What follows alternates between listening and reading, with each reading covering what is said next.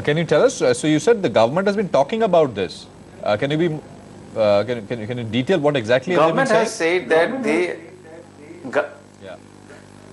government has said that they are observing the price movement of the eight therapeutic areas, of which oncology is one among them. That is what government said. Nothing specification has given beyond that.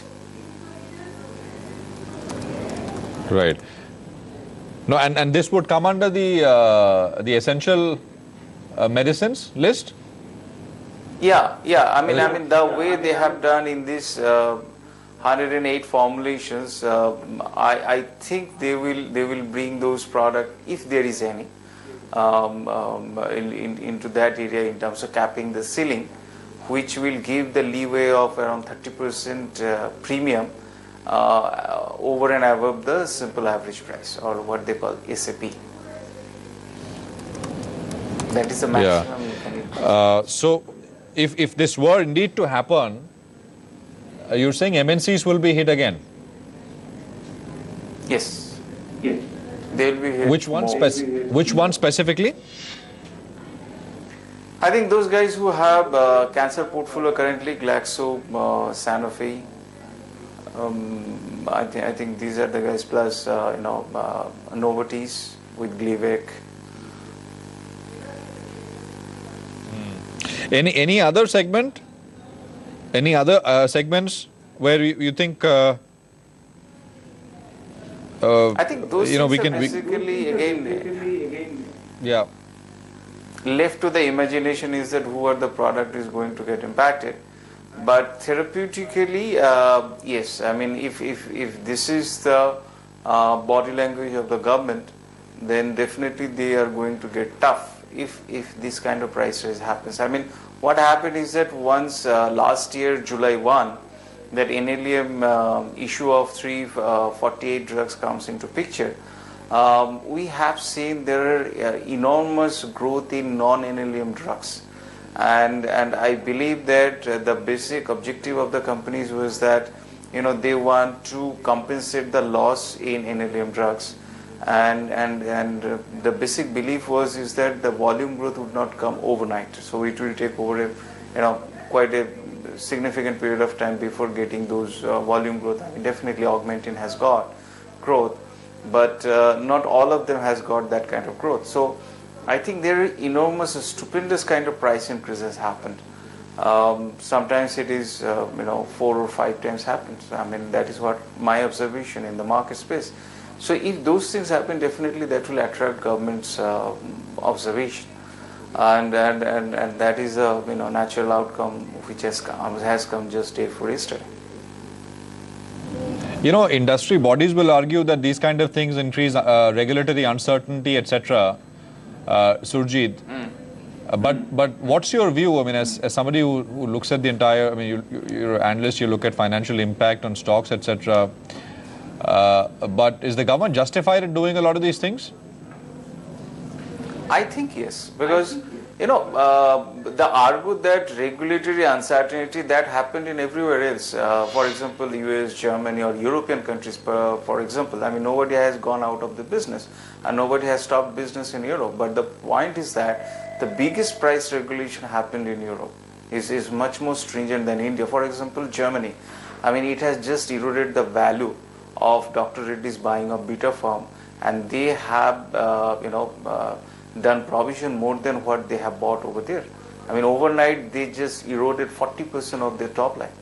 I mean, there is no point of complaining about regulatory uncertainty. I mean, if there is that kind of prices happen, and in anywhere in the world, that will attract government's attention. Yeah. So you're saying that argument of regulatory uncertainty is kind of frivolous, right? Companies have dealt with it everywhere else. They're not gone out of business. So why should they go out of business here? Exactly. Yeah. Okay. What else are you watching out for? I mean, first quarter results are upon us. Anything you'd like to sort of, yeah.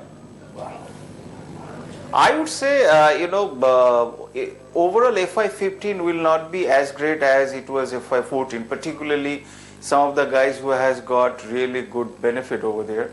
But overall, I believe FY16 will be much better than FY15.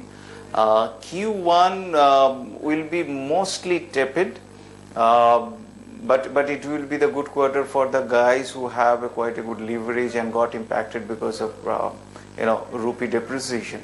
So they may not be getting that kind of bashing for MTM as it was in Q4 last fiscal. But overall, I believe company specific, definitely. It could benefit to a certain extent Aurobindo, Lupin in terms of their good product launch in Q4. So those benefits definitely will come. For Aurobindo, this could be the last good quarter for Cymbalta. After that, there might be hiatus, and they have to wait for good products. So they will be waiting for FY16. Then Dr. Reddy's. I think Dr. Reddy's will be more of a lackadaisical performance. It will not be that great. It will be equivalent what it was in Q4. Glenmark again will not be much of. It is basically non-event. For as far as result is concerned, it is much like Q4. Rest of the other thing, I think Cipla may not be great. Cadila could give you good surprise in terms of numbers as they have increased their market share in quite a good number of products. But the point is that there are a lot of products, though management did not identify who are the products, but there are a lot of products in Cadila are also AG products. So that may not trickle down in terms of good margin, what the company is lacking for quite a period of time. It's always good chatting with you, Surjit. Thanks very much for being here. Appreciate your time. You're welcome. You're welcome. Surjit Pal, analyst at Prabhudas Lilladher on the pharmaceutical space. We're going to take a break here. 60 on the Nifty, 7513, so not really running away or anything. It started higher, got to where it is now, and basically it's just sort of plateaued out. Pankaj is going to take you through our next discussion on the other side. Sarvendra Srivastav and Sanjeev Bhasin will be with you when we come out of this break. Back in 2.